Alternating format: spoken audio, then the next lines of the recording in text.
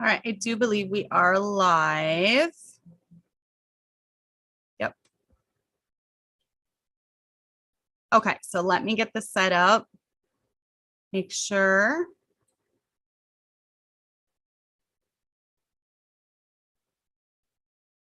Okay. All right, so how are you ladies? Let's wait a couple minutes till people join, till a few people join. All right. Go ahead and tell me if everything is nice and clear. I did test the mic.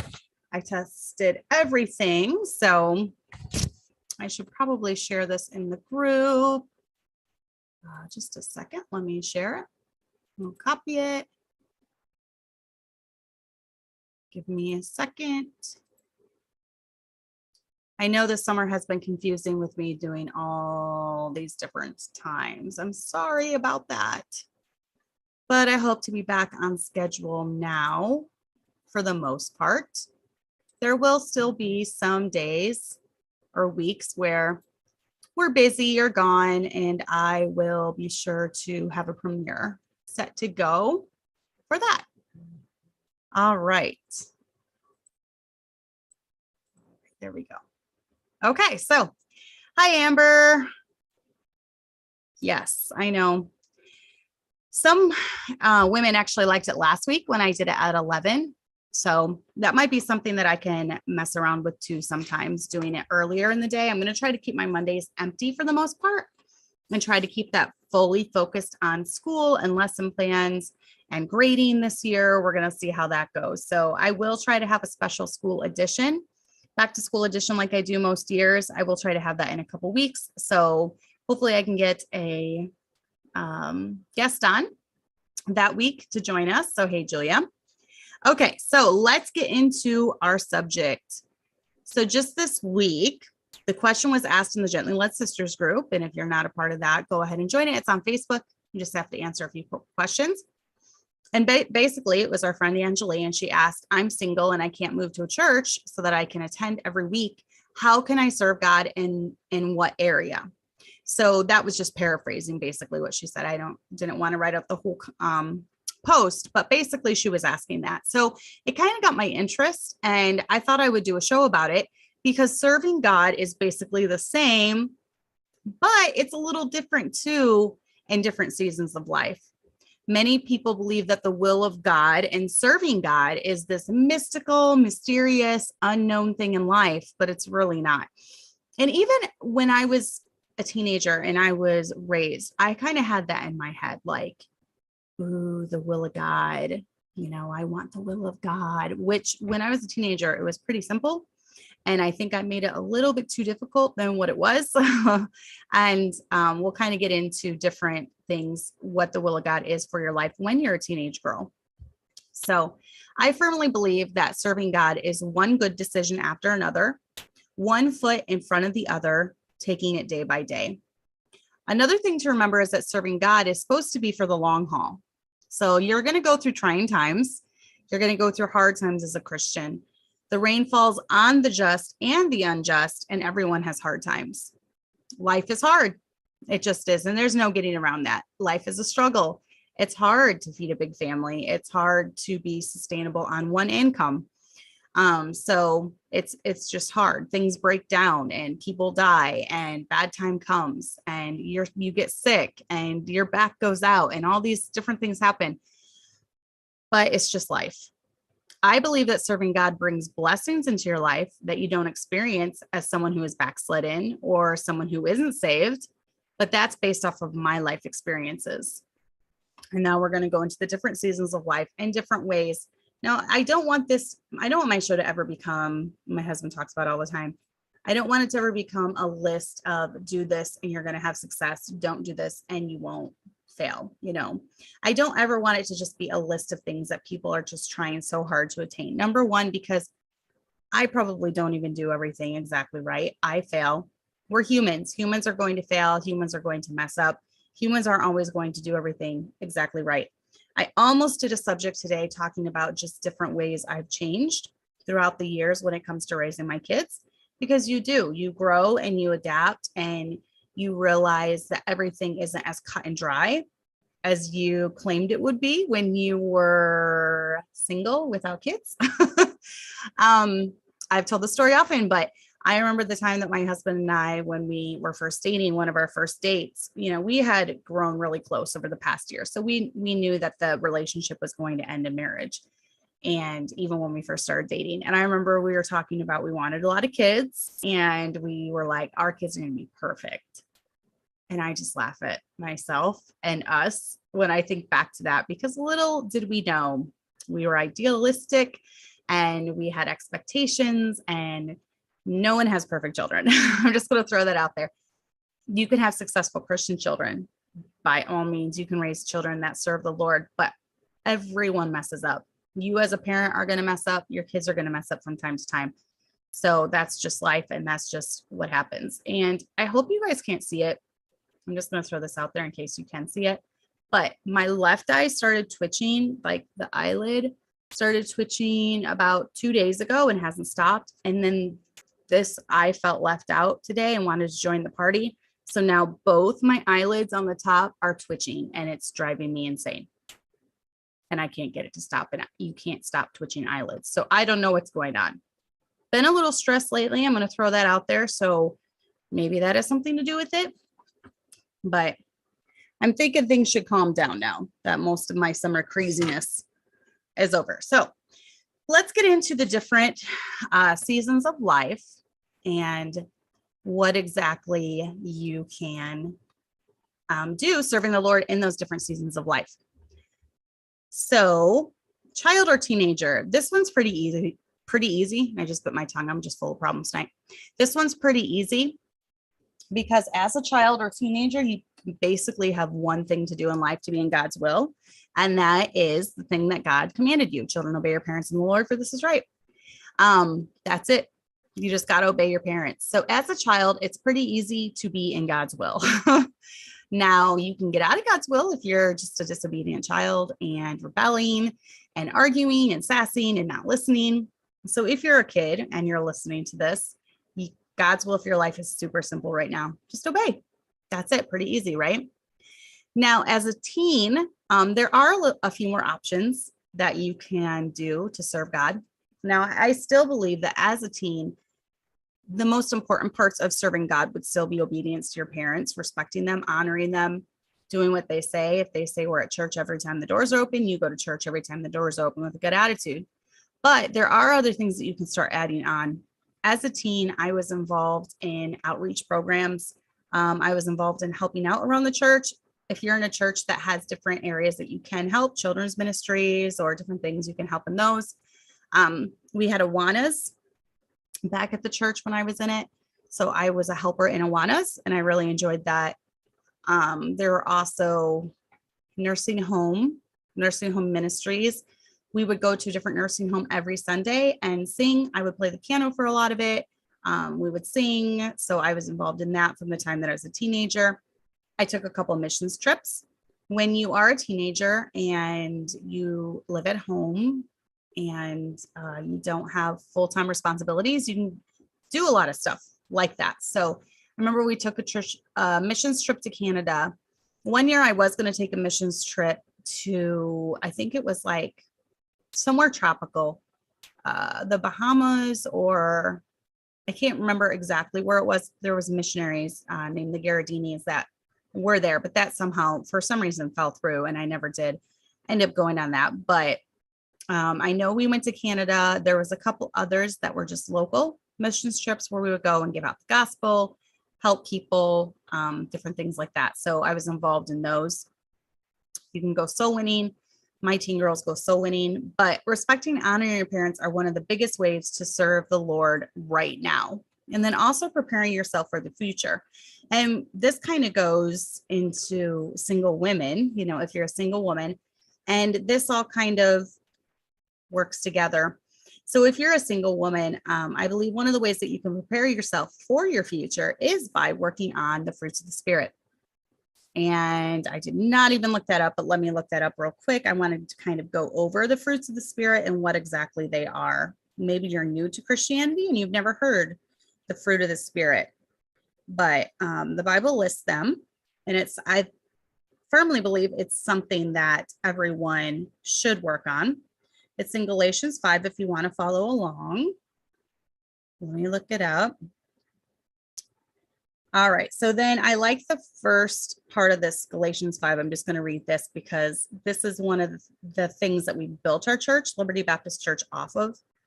Stand fast, therefore, in the liberty wherewith Christ hath made us free, and be not entangled again with the yoke of bondage. And I firmly believe that yoke of bondage is sin that it's talking about. So there is freedom in not sinning. There is freedom in not having that sin in your life. But then if you go down to verse 18, now if ye be led of the Spirit, ye are not under the law. And this is what my husband tries to get through to our church people a lot. He wants them to love God and love their neighbor and go by the spirit of the law rather than having a checklist of things they just mark off every day. Because if you are living in the Spirit, then you're going to keep the sin out of your life. It says, now the works of flesh are manifest, which are these: adultery, fornication, uncleanness, lasciviousness, idolatry, witchcraft, hatred, variance, emulations, wrath, strife, seditions, heresies, envyings, murders, drunkenness, revelings, and such like, of the which I tell you before, as I have also told you in the times past, that they which do such things shall not inherit the kingdom of God. And then it goes into the fruit of the Spirit. So the opposite of all those things are what we as Christians should have in our life. And it's something that we have to work on refining. But the fruit of the Spirit is love, joy, peace, long-suffering, gentleness, goodness, faith, meekness, temperance. Against such there is no law. So it's basically saying if you're living through the Spirit, you're going to have these things in your life. So obviously, love, that should be easy for us to have. Joy. As a Christian, you should have joy. Peace. I believe that this is something that is missing a lot in Christian women's lives. Maybe they're at turmoil within themselves. They're at turmoil with other people. They're at turmoil in their home. Peace is something that we should strive for. Long suffering, basically putting up with other people. Gentleness, not being harsh. Harsh would be the opposite of gentleness. Goodness, having goodness in your life. Faith, meekness, temperance. Against such there is no law. And temperance, I believe, is self-control. So showing some self-control in your life. And with all of these, some of them might be harder for you than others. I was just at my best friend's house last week, and she is the embodiment of gentleness. She's just a gentle, sweet person. I would not say that is my core personality trait. I tend to be a little strong when it comes to my beliefs and my passions. She is very non-confrontational. She is not a person who vents ever really about stuff. She just finds a way to deal with it and handle it. I'm a type of person that I like to vent to people, my friends, about what I'm going through, that helps me cope with it, I guess. And so she's just kind of opposite in a lot of areas than I am, but some of her weaknesses are some of my strengths. So I do believe we complement each other in that way. But single women living at home, the reason I say work on the fruits of the Spirit now is because after you get married and you start having children, you're going to be shocked at, I guess, just some of your weaknesses that are displayed, maybe impatience or anger. I've said it before, I was never impatient until I started having kids. I never thought I had anger issues until I started having kids. Well, when you have kids, it takes a lot of self-control to stay calm and stay nice and stay gentle and stay sweet and stay loving. So work on those now, because when you have kids, it's just going to be, all those weaknesses are going to be magnified. And then obviously keeping yourself pure. I do believe in today's world, it is a work to keep our mind pure, to keep our heart pure, and then just to stay physically pure. It's almost unheard of for two pure young people to go down the aisle and having saved themselves for each other. I mean, it was rare back when we got married, and that was 21 years ago. So it's gotten even worse. So definitely, keep yourself pure for your future husband. If there has been a time in your past when you've messed up, and you can move past that, God has forgiven that if you've confessed it to him, and you can start over today and determine from this day forward that you're going to stay pure. So kind of get a clean slate and then start over that way. And then as a single woman, if you have a mother, maybe being a mother's helper, you could help out a lot of women that have young kids and sometimes feel like they are losing their mind. You can help them out tremendously by going over and doing laundry or cleaning, cooking, watching the baby so she can take a nap, just something like that. It would be a huge blessing. So that is another idea. And that is, in a way, you're serving the Lord doing that, because you are putting others' needs before your own. You're helping her out. You're helping her, keep her sanity. And then getting super involved in church. As a single person, you have a lot more freedom and a lot more time. I know a lot of you might work jobs too, but think of it when you have a family, let's say the man works a job. He works the job all day, comes home in the evening. If there's other church activities, then he's gone to that. Maybe he can't do as many church activities because he needs to spend time with his family. Same thing with a woman. So, you can get super involved in church. First of all, I believe in finding a Baptist church. And now for this one, it's harder for people in foreign countries. I understand that it can be difficult, but I am going to say, don't go totally off of websites. A lot of websites, they have bad wording on some of their beliefs and some of their doctrinal section. Go to the church first and ask the pastor one-on-one what he believes in certain things. I know our friends in Ireland, they consider themselves super blessed that they have an IFB church. He is a missionary from Texas. I believe he's been there 28 years now. They consider themselves extremely blessed that they have an IFB church to go to. And I agree, because it's really hard. In Ireland, there's not a church on every corner like there is in America. They basically have one Catholic church for the whole village or whatever that they're in. If it's a smaller village, which they're from a smaller village, they have the one Catholic church. So they have to drive 30, 45 minutes to go to an IFB church, but they are very blessed to have that. And in a lot of foreign countries, you will find that if you have an IFB church, it is because it is a missionary. Missionary has gone there or whatever. But there are different directories that you can look up Baptist churches. And I would just go get involved. I do believe there are some Bible churches that have the correct gospel and maybe even that use the King James. This is what I would recommend when looking for a church. You want to go to a church that preaches the correct gospel, hopefully. And you want to go to a church that uses the King James Bible. And I guess that's even becoming a tall order nowadays. But if you could find those two things, that would be awesome. A plus would be soul winning. That would be even better. And I know this church that my friends found in Ireland, it has all that. So they are very blessed. But there are different things in your IFB church that you can do. There's different ministries. I mentioned soul winning, nursing home services, hospital ministries. Sometimes they have jail ministries. I know Miss Dana, who I had on last week, they do a jail ministry to women that are in jail. And I think that's a really neat idea. And they're really seeing a lot of interest. When you're in jail, you don't have much to do. So you welcome anyone that comes in to do a Bible study or, anything like that. So it's really taken off and I'm happy for her. But you're going to be able to do more in church as a single person than a married person. Maybe you're involved in music.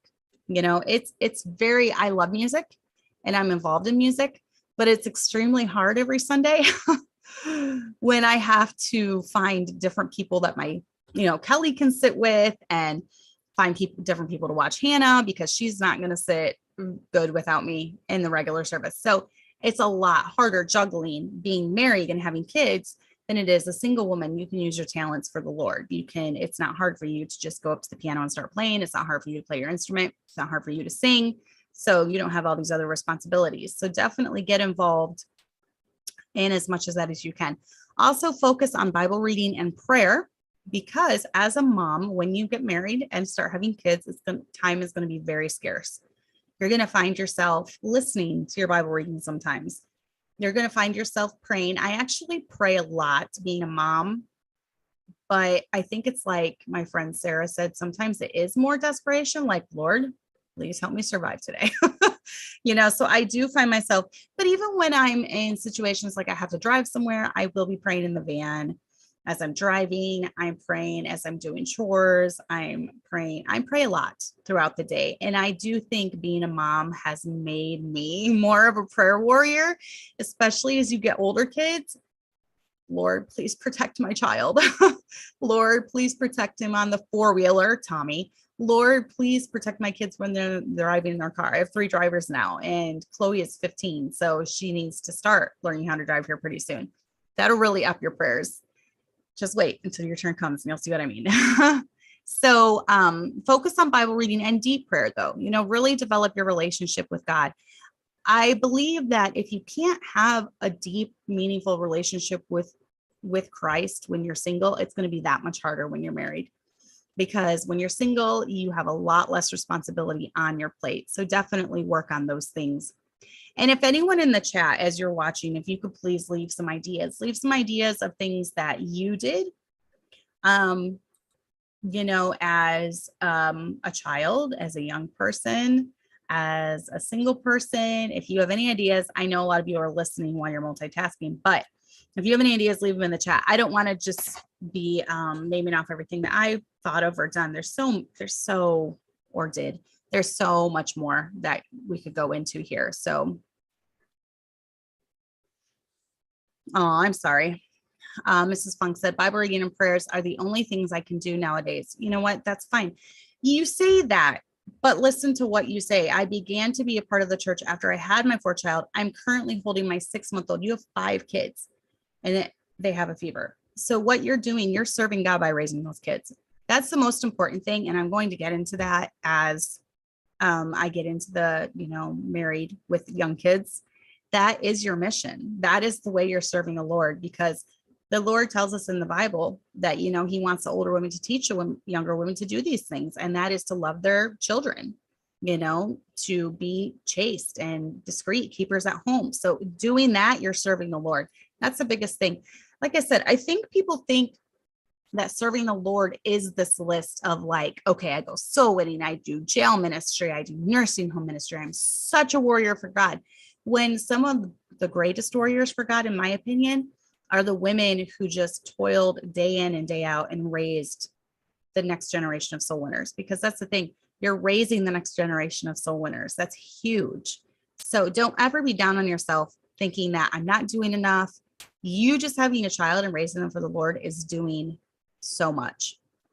So yes, I did as well, Emily. She said, when I was a teenager, I taught a Sunday school class, and there are lots of churches that do have, if you're okay with that, they have little kids programs, and they are looking for people to help out. And then as I got older, I helped with the youth and even directed a few VBSs. I've been involved in a lot of VBSs over the years. We've not done one at our church yet because of the manpower. I think my husband and I would be doing a lot of it, and it's overwhelming. So we haven't really committed to that, but we will eventually. Yes, don't ever feel you rocking that baby and praying over that baby with a fever is serving God. So don't ever think that this is this huge thing. And we're getting into that right now. Well, after this point. So the next point is newly married before kids. So I noticed on my timeline on Facebook, I follow a young married man. He got married last year or the beginning of this year. Ricky Carlson, I think is his name. And he is with Florida right now, Pastor Boyle's church, on a missions trip with his new wife. So, I mean, they've been married like 6-7 months or something, but they can do that. They can go on missions trips together, which is an awesome, awesome thing to do because they're newly married. Now they have this experience together. So, you can do things like that when you're newly married with no kids. You can go on those missions trips together and go soul winning together, and we lead people to the Lord. You can also be very hospitable to those that are in the church, Rachel answered, he got married in March. Okay, so he has only been married a few months then. For March, April, May, June. Yeah. So that's cool that he got to go though. That's a really cool experience for them. But you can be hospitable to those in church, have people over. That's a way to serve the Lord. The Bible talks about being hospitable. That's showing people that you care for them. You're opening up your home, you're providing food, or even just chips and soda and a game night. You can do something fun like that. You can also head up a ministry with your husband, get involved, be one of the people that starts a jail ministry with him. Or I know for a while, my husband went on Monday nights to a detention home ministry. And sometimes I would ask my mother-in-law to watch the kids and I would go with him.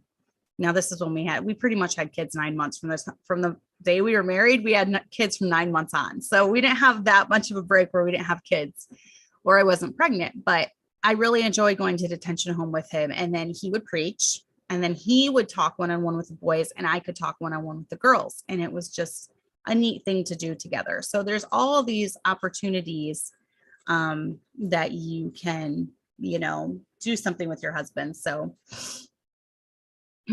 Emily said, we're working on helping rebuild a church now. Nice. I'm redoing the children's program, starting Awana's, and we had our first VBS in several years. So there's lots of opportunities that you could definitely be involved in, depending on what church that you are going to. And then just growing together in the Lord, doing Bible studies together. When my husband and I first married, we did Bible studies together every night before bed. Now we are barely awake when we fall into bed.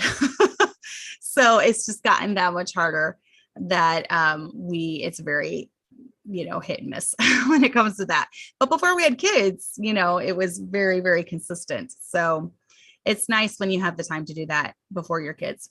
But how about married with young kids? Okay. So this is, in my opinion, the hardest time when it comes to different things that you can do. Now, I think this is one of the best ways to serve the Lord is by raising your kids for the Lord, raising them in church, all these things. But you're constantly on the go. You're chasing babies and wiping noses and training kids. I found that while it's tiring, you can still do great things for God. Obviously, it's going to look different, though. Your main ministry, and don't miss this fact, because your main ministry is going to be your home. Don't wish the years away. It's really easy to do as a young mom. It's really easy to sit there and maybe look at women. Maybe you're sitting there in the middle of diapers and pregnancy woes and morning sickness, and the house is a mess, and you're looking at older moms who have older kids, and maybe they have a side job or they have a side hobby or they're able to do more in the church, and you kind of wish the years away of your kids. I wish they were bigger. It's always said, time flies by, and it really does. I can't believe I have a 20-and-a-half-year-old. It really does fly by. So don't wish the years away. Those years were the most defining in my life as far as showing me my most serious weaknesses and what I needed to work on. And I'm still working on them. I've never been more burned out, more tired, and more conscious of my shortcomings than when I had little babies. And it's very humbling as a single person, especially when you're a single person and you've made it your life goal to make good decisions, and you've stayed pure, and you've stayed pure physically, and you've tried to stay pure mentally and all these things. And you've made the good decisions as far as not drinking, not smoking, not fornicating. You made all these good decisions. You think you're like super Christian, right? When you get married, and then you get pregnant and start having babies, and you're like, whoa, where did that come from? Where did that thought come from? What is wrong with me? And you start having these things pop up in your life that, frankly, for me, alarmed me, because, I think we can get a little too prideful. And it's very, very humbling having children. Not only is it humbling with your shortcomings that come up, it's humbling when your kids act up, and when your kids mess up, and when your kids do things that will shock and surprise you, because we all have a sin nature. They have a flesh too. And from time to time, it's going to pop up. And I've always been in ministry since I've been married, and maybe this is part of it, but I've had very high expectations put on me and put on my children. Whether that's good or bad, I'm not really going to get into that. But because of that, I have gotten much criticism when my kids have messed up before. And I'm not here to like talk about the woes of being a preacher's kid or being in a preacher's family, but you won't know how it is until you go through it, and you won't know how it is until you're raising your kids in that.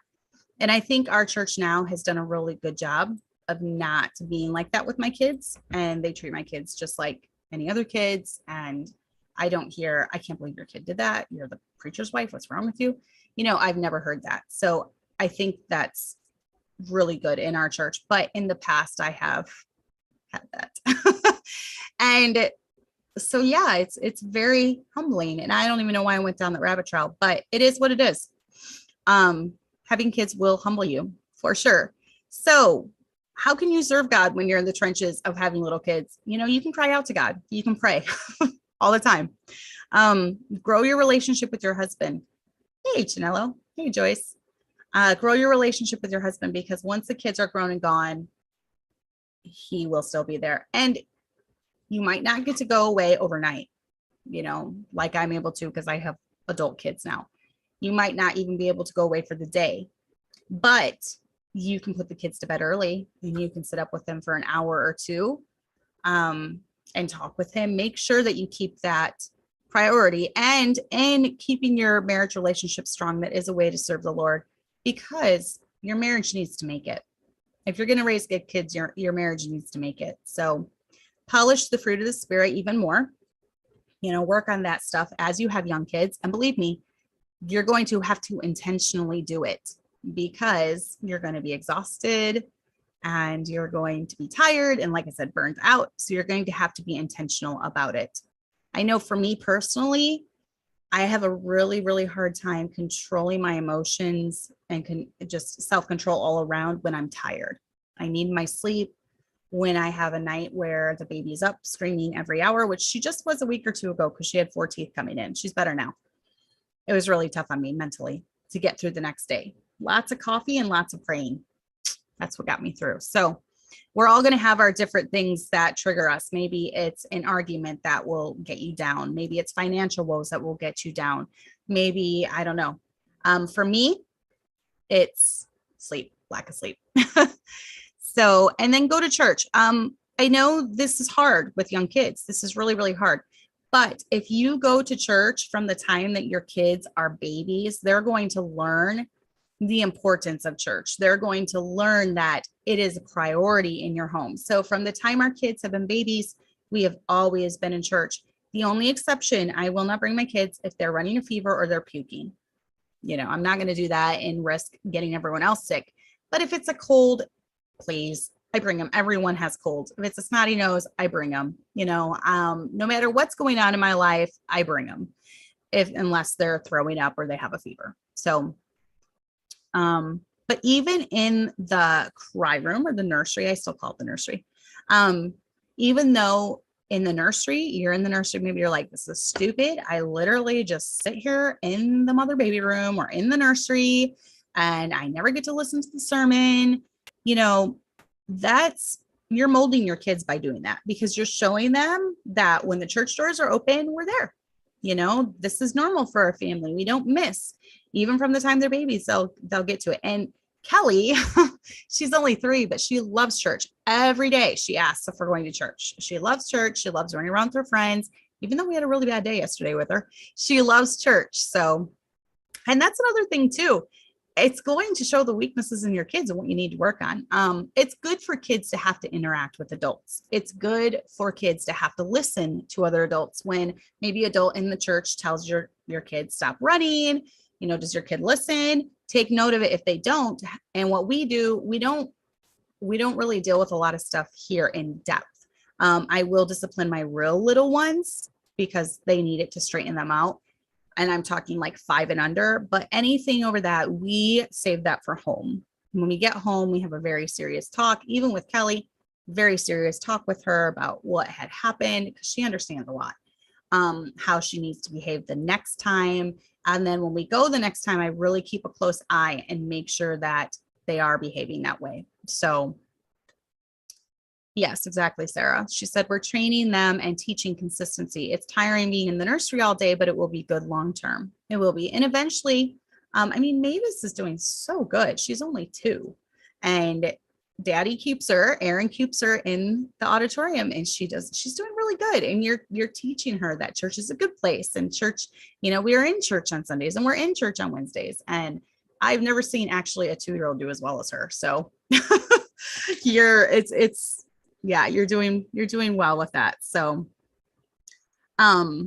but soul winning may become scarce in these years. In fact, since I have had Kelly, soul winning is very rare for me. But remember, you're raising the next generation of soul winners. You're also tending to the kids so your husband can go out. That's kind of what I figure. So, I'm kind of like in the middle. Like, I'm married with older kids, but then I still have younger kids as well. So I'm still in the mix of having babies, and soul winning doesn't happen often for me because I can't wrangle both the baby. They're both very, very high maintenance right now. The 3-year-old and the 1-year-old, super high maintenance. So, and I feel like I'm constantly having to train them, and it's tough when you're out soul winning doing that. But my older girls love to go soul winning. So I'm with the babies while they go out.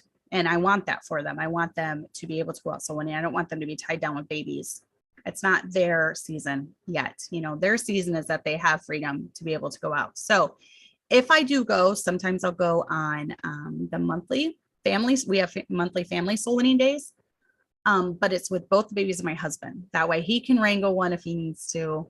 I can wrangle one. So I can do other things though, in the church. So, aw, that's cute, Sarah. And then, Chanela said, Acuna started knowing when to say amen after the benediction at church, and he says it really loud. It makes everyone smile after all the service. They pick up on a lot. They pick up on a lot of stuff of what's going on. Kelly, I don't know what her deal was with yesterday, but if you watch a live stream, you can probably see it. She kept coming up to me like right before church started. I'm at the piano. And she's like coming up to me to ask me random things. I'm like, yes, okay, now go sit down. So I'm glad I said something. I need to remember myself. I need to remind myself to talk to her about that too. So, but yeah, when you're a young mom with babies, your main ministry is raising those babies, watching those babies, tending to those babies so that your husband can go out soul winning, so that he can, do things like that. So when you're doing that, you get credit for the souls won too. I do believe. So, but yeah, how about married with older kids? You can branch out now at this age. And like I said, I'm still kind of I'm like in the middle of married with older kids, but with young kids too. So you can branch out to other ministries, to other women. I consider Gently Led Sisters a ministry, our Facebook group a ministry. I consider responding to the emails that are written to me, almost every week, responding to messages written to me. I think of that as a ministry, as a way to help other women. I would not have been able to do all of this as a single younger mom. And I don't think I would have wanted to, because I'm going to put a disclaimer in here. Please only do this if your home life and your marriage are solid. Please don't do this if you're in marriage counseling and you're on the brink of divorce. Please don't be, giving advice or basically answering questions about relationships and what you should do if your home life is a wreck. It's not going to work. And then if you do end up going down that road of divorce, or do end up with your, it's just gonna, I believe it just makes IFB and Christianity and Christ not look bad, because I don't believe, but yeah, it's kind of like a stain. It's like our approach to the name of Christ. So just please do that. Please only do that if your home life and marriage are solid, please. That's my disclaimer. Have side hobbies, some that involve training other young women in some art that will help their service to the Lord. I do have a side, I teach lessons from home. And one of the reasons I do it is because we do have a real dearth of pianists that know how to play hymns, hymn style. Hymn style is not, gospel style is not just playing the 4 notes of a hymn. There's a lot more that goes into it. There's runs and arpeggios and a different way of playing. And that's really not being taught very often. So that's kind of what I specialize in. But obviously I am very, I was trained classically all the years I took lessons, all the music camps that I went to. I was trained classically. So I also want to do that so they can sight read everything. This probably doesn't even make sense to everyone. I don't know why I'm going into this. Oh, because it's not just about the hymns, it's about producing good piano players too. But I do believe that music is something that you can serve God with in your local church and bring glory to him with. So, but you can be more involved in church when you have older kids. Maybe you can help out more in the kitchen. Maybe you can, and if you're a single or if you're a married older lady with no kids, you're going to have a lot more you can do as well, as far as helping out in the kitchen, helping out with cooking, helping out with cleaning, maybe helping keep on top of supplies. I have a couple ladies here who help me with that, and it's tremendous because I'm not the best at keeping up with that. So it really helps me having the reminders and having them write everything down and then let me know about it because I'm busy. So that's a ministry you can have. And one lady in our church has kind of had that ministry for years now, just helping me out when it comes to the supplies. And it's very helpful, very, very helpful. So there are different things that you can find to do. Hospitality, having people over, even just cooking. I believe all the ladies in the church here are serving God every Sunday when they make food for the fellowships, because it blesses a lot of people. It blesses 50 to 90 people who was ever here, 50 on the low end, 90 or 100 on a day when everyone shows up. It blesses them, it blesses everyone that's in attendance. And I do believe that brings glory to God, just helping by cooking food. And then even faithfulness to church. Yes, exactly, Sarah. Helping with the moms whose babies are overwhelmed. Yeah, even just if you are an older mom with no kids, or you're older mom with older kids, you don't have babies anymore. I still feel like I'm running after my babies all the time. There's a lot of moms here, I know, just in my church, that have lots of kids, littles, 2 and under. They have a couple kids, 3 and under. They have a few kids, 4 and under. Just taking the baby and holding and rocking the baby from a young mom who's just exhausted. That is definitely something that you can do. And they all help out here. So,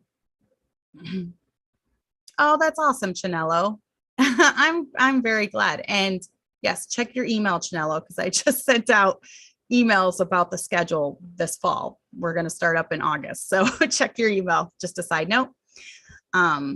I love it when I see my students take responsibility and step up into playing the piano. That's why I do this. I do this so that they can learn to be confident in their skills and learn to serve the Lord and really work hard at it and practice, because all that builds character. So that's awesome. But yeah, just stay in the course.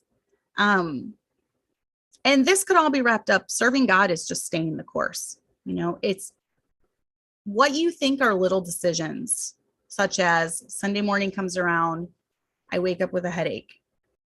I'm going to get up, I'm going to shower, I'm going to go to church. I'm going to bring my kids to church. I don't feel good. I'm going to bring my kids to church. Turning off the TV show and reading your Bible instead, not going to this worldly place and, doing something like a family night and playing games instead, at home. It's just little decisions built on top of each other. And it comes to just staying the course and being faithful.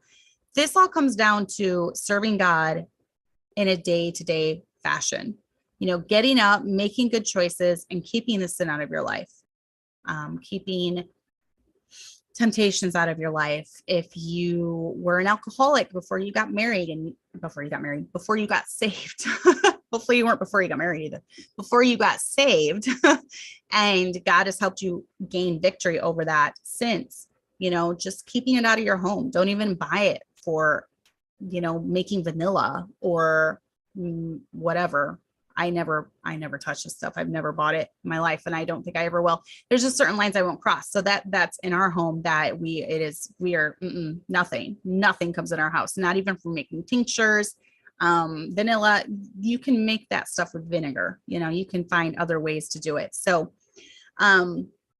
just if you are, if you've struggled with maybe, not very good shows in the past, just not having TV, not having that available in your life where you could just flip it on and then start watching it.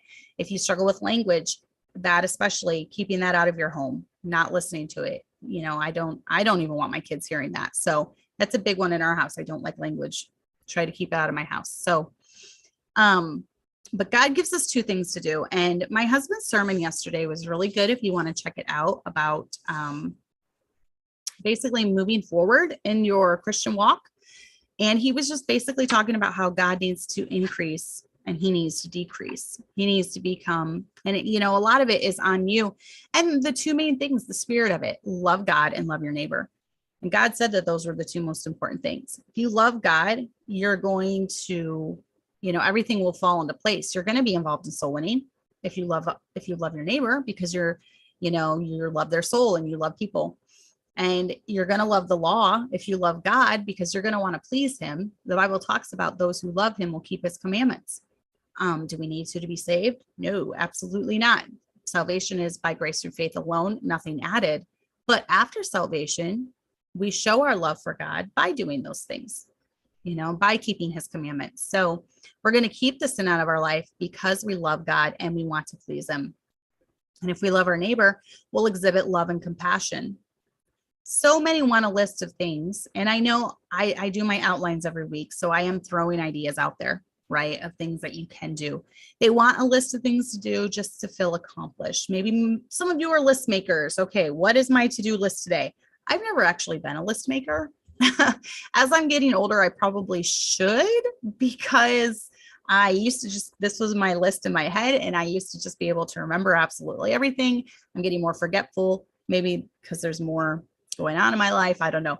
I'm getting more forgetful as I get older, but if you're a list maker, maybe that's how you are even with life. In order to be a good Christian, I need to do this and this and this and this and this.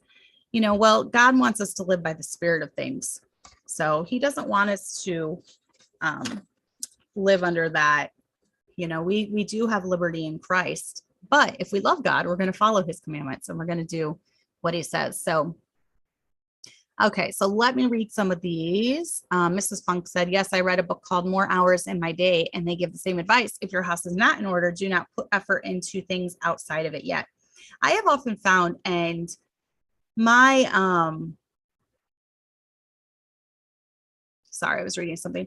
My friend and I were talking about it. When our house is just disorderly and chaotic, we feel like our whole house is out of order. We were watching when I was there, her husband turned on an episode of Hoarders. And it was literally the most disgusting episode of Hoarders I've ever watched in my life. There were thousands and millions of roaches everywhere. I mean, the man laid in the bed and they were just crawling all over him. And I dreamt of roaches that night. It was horrifying. But we were just talking about how, if our houses are just cluttered, we feel like our whole life is out of control, and how that would I would die. You couldn't even pay. I would not spend a night in that house for $1 million. I truly would not. No, he had them crawling on him. He had them crawling in his pocket. They were biting him. He had marks all over his arms. They eventually moved him out. They got rid of all the stuff in the house, and it wasn't even good enough. They literally had to tear the house down. It was so infested. They couldn't even salvage it. So horrifying. But yes, a lot of times when your house is in order, you feel like your life is in order. And that definitely helps. Another thing, Rachel, that I used to do, I used to put all my girls' Sunday clothes out down to the shoes on Saturday night. And now that they've gotten older, I've kind of slipped out of it. But this past Sunday, Lana was searching for shoes all over, and she ended up wearing boots in 90-degree weather. She wore boots to church. So yeah, we need to start implementing that again, because something is definitely lacking there. So I feel like every Sunday a shoe would come up missing. Every single Sunday. It's crazy. So what is it about shoes? Maybe because there's two of them. I don't know, but there's always one shoe missing. I remember one time when the kids were little, I had not set them out, and we had to go to Walmart to buy new shoes because I just couldn't find it, and we had to leave. So I had to run into Walmart and buy a cheap pair of shoes. Has anyone else ever done that? Go ahead and raise your hand. I know you have. I know I'm not the only one who's had to buy Walmart shoes on Sunday morning. So yeah, well, she didn't even mind. I was like, Lana, don't you have, and it was like a super fancy dress that I'd gotten for like 70 cents at a thrift store because they have 90% off sales at my favorite thrift store. I got it for like 70 cents. It's a super fancy dress. And then she wore black winter boots with it. One of those things I always swore my kids would be always put together, right? And then Lana's here proving me wrong. So yeah, just another humbling. And I was just like, I don't care because I've kind of lowered my expectations when it comes to that. Fine, go in winter boots. It's 90 degrees out. I don't care. It is what it is. So one of the areas I've lowered my expectations. So if you guys have any more tips, I think the biggest thing geared towards most of my listeners, as a single woman, you can do more as far as like a list of what I can do to serve the Lord. But this is geared, I think most of my listeners are younger moms with lots of kids. And your main focus and your main ministry is your children, is your husband, is your home. You do that and you are making God happy. You rock that baby, you're making God happy. You are living a fulfilled life. You are fulfilling your biblical role of motherhood, doing what the Lord wants you to at this point in your life. Don't ever feel like you're missing out or you can't do enough right now because you have little kids or church isn't even worth going to. You're still going to get a blessing just by going, just by being there. There's been a lot of Sunday mornings. I have just not been feeling it. I wake up with a horrible headache. I didn't get enough sleep the night before. It's always that. I feel like Saturday nights, I sleep the worst every single week. And I think it's because I know I have to be up at a certain time and I know how I feel when I don't get enough sleep and I know I'm going to be there the entire day.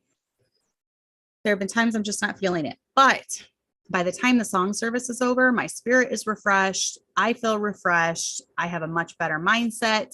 My heart is singing again. And it just helps you so much, especially if you're in a good church with a good music program.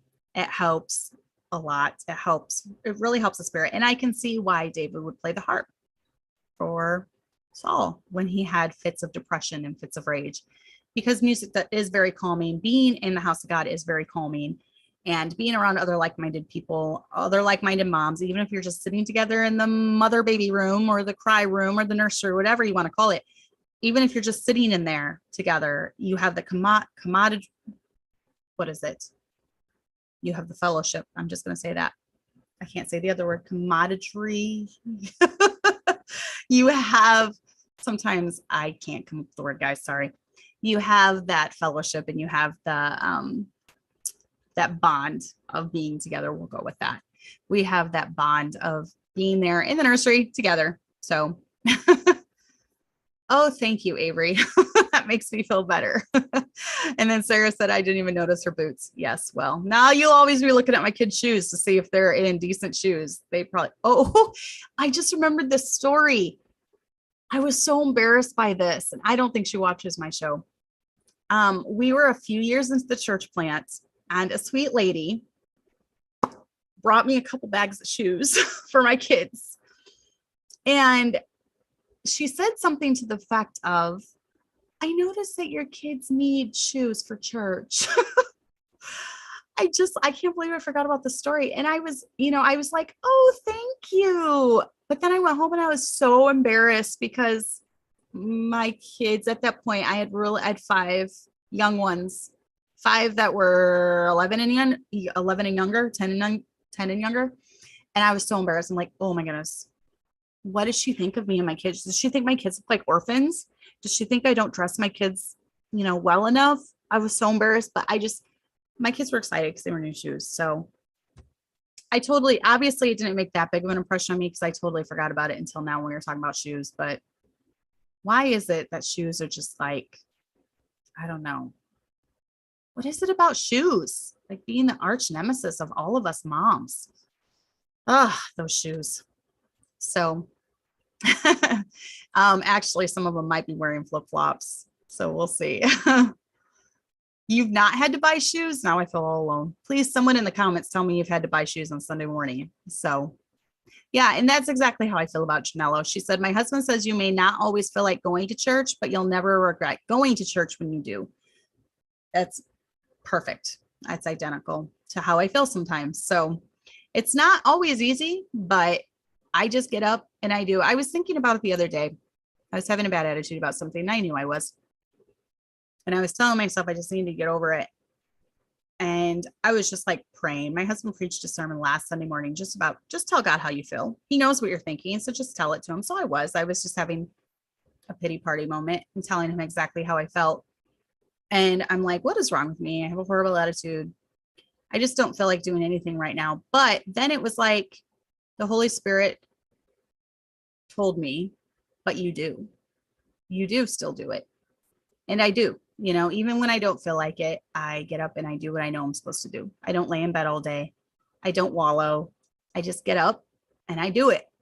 You read your Bible because you know it's right. You go to church because you know it's right. You talk to people kindly because you know it's right. You don't vent all your problems on Facebook because you know that's right. Or you know it's wrong to do that. There's just things that you just do, even if you don't feel like it. And eventually you'll be glad you did, because you won't have regret for not doing those things. You won't have regret for missing church. You won't have regret for spouting off at someone. You won't regret those things. So that's what I would say. Just keep on keeping on and just keep doing the little things. Even if you think they're little, they're not. And God notices, and God knows your heart.